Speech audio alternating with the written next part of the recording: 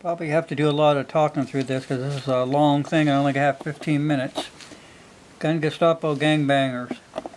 Now this is Soldier of Fortune, July of 95.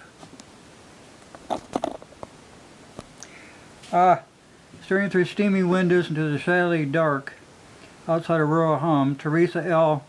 Lamplugh, she got spooked. A petite, athletic blonde, she thought she saw a man crouching behind the shrubs outside, peering into her hot tub room. Pulling a towel around her, she sat upright on the edge of the whirlpool and called her husband. He came and looked and said, well, it's probably just a deer. A lot of wild game is plentiful around their north-central Pennsylvania home. As it turned out, though, they were the prey that night. They didn't realize it until the next morning. Gradually it came upon them, but they remember the moment well because it was the last time they felt safe in their home. It was 08:30 on the 25th of May 1994. About 15 or 20 gangbangers, as Terry calls them, descended upon the house. 7 hours later, the Lamplugh house looked like the game had rumbled through there. Greasy boxes, half-eaten pizza slices, and aluminum beverage cans. The intruders stopped for lunch in the middle of their mayhem and tossed on the floor. Disassembled tampoons lay scattered all over the bathroom. Terry's lingerie drawers were ransacked and dumped. Antique furniture and valuables were broken. Cigarette butts were all over the place. Harry's vial of cancer medicine, hundreds of dollars worth, were poured out and crushed underfoot. Two of Terry's beloved cats ate part of the chemical mixture and died in yelling agony. As a final parting gesture, a kitten was stomped to death in the front yard as the Lamplugh watched. What were they looking for? They were a bunch of trigger-happy BATF thugs. The Lamplugh owners of the Borderline Gun Collectors Association are typical of many legitimate family-owned businesses in the firearm district being persecuted by the ATF while real criminals go unpunished. 6 carloads of ATF agents, accompanied by at least 2 members of the Internal Revenue Service and 2 troopers from the Pennsylvania State Police, converged suddenly on the Lamplugh residence. The couple's oldest son, Johnny, lives a few miles away, was on his dad's property hunting for turkey, and they surrounded his car and brandishing weapons. Had they got there a little few minutes earlier and seen his gun there with a gun, they probably would have shot him. Anyway, a plethora of agents entered the front and rear. The invaders included ATF agents Donna J. Slusher, John R. Seller, Scott Eddy, E-N-D-Y, Tim Wilson, Greg O'Wright, John Garside, Keith Rosman, and Kathy Barton. Also present was Ned Tyler and Barry Bittenbanger of the IRS and troopers Green and Corrigan. He asked to see a search warrant, and they said, "Shut the F up, you mother effer," shouted the ATF agent. "You want more trouble than you already got?" Meanwhile, over at John's house, the youngest brother, the college student, was just getting up when the agents burst into his place and interrogated him, wanted to know why he had $500 in cash in his possession. Back at the parents' home, the outrage is continued. Asking if they was under arrest, they said no, but they felt that way all day because they were still in their night clothes. Only at one point during the day did Harry get any inkling of what the intruders might be looking for. One agent asked about the location of an alleged machine gun. Lamplugh told the agent he never owned a fully automatic weapon. That he had once owned a Vietnam commemorative gold-inlaid semi-automatic Thompson, but it had been sold. Meanwhile, they continued to make a mess out of the house. At one point, the motion to return the property led to the ATF agent Seller referring to Lamplug's business as a gun show promoter. Wisecrack, "We don't mind you selling guns to the black people because they are only killing themselves."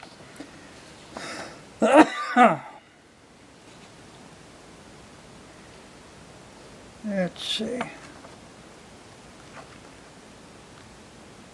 Yeah, they said they could have their money back if they could give them the serial numbers of the bill. Finding candy bars in their dresser, the agents ate them, tossed the wrappers on the floor.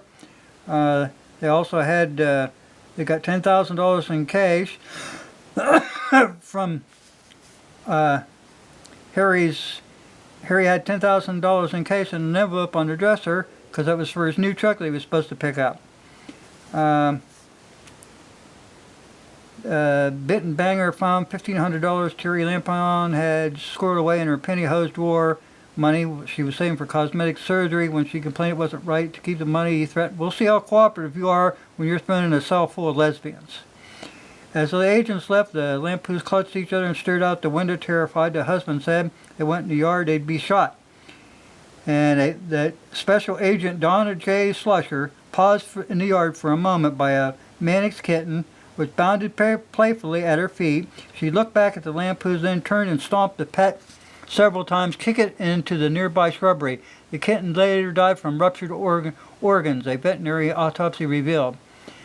They also took jewelry, valuable watches, personal mail, marriage license, birth certificates, baptism, Harry's military service record, and vital medical documents which Harry needed for his emergency card for the Falk Cancer Center.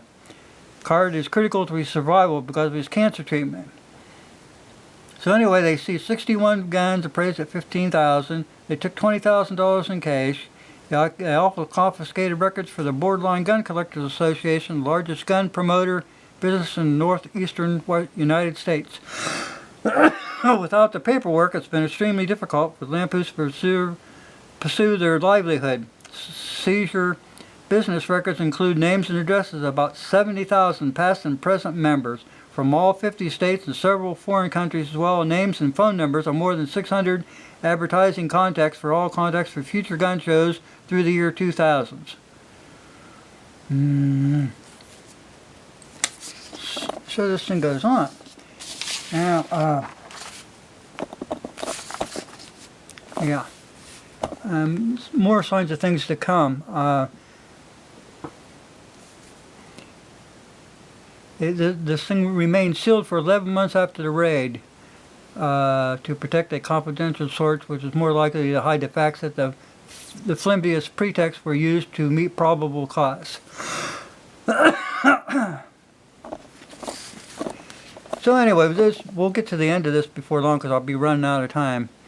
As always, the ATF investigators continue to play dirty. At least 4 grand jury witnesses, they asked their names not be used, told Soldier Fortune their statements read to the grand jury were not the same statements they gave to the ATF agents over the Lamplugh case.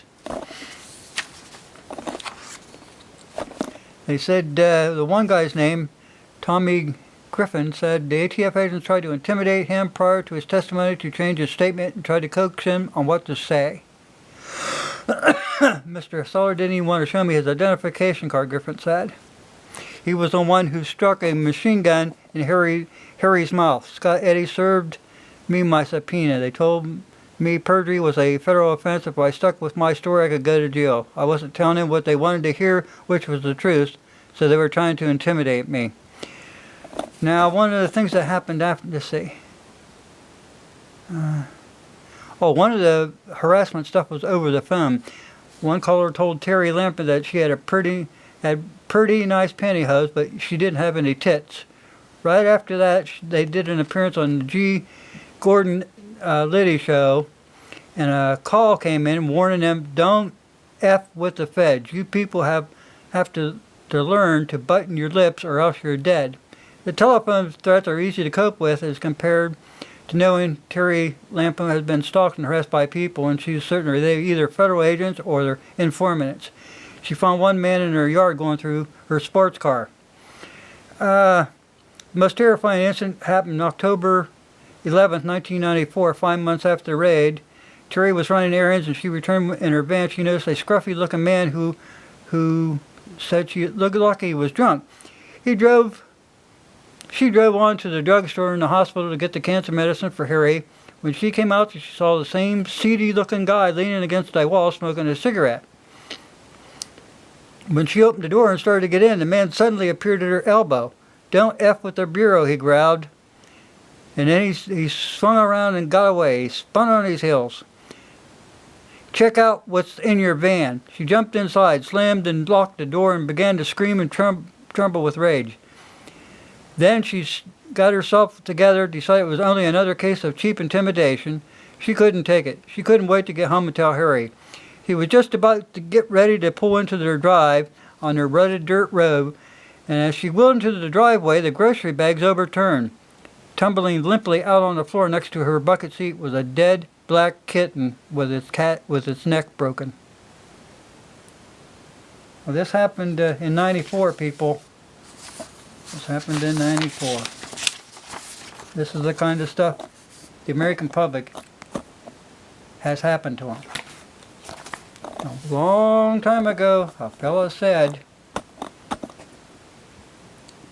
the only thing necessary for evil to triumph is for good men to do nothing. Edmund Burke, 1729 to 1797.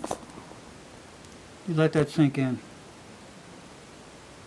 This can happen to you. It's happened to a lot of innocent people for no reason at all, other than for these other people to justify their jobs. Thanks for watching.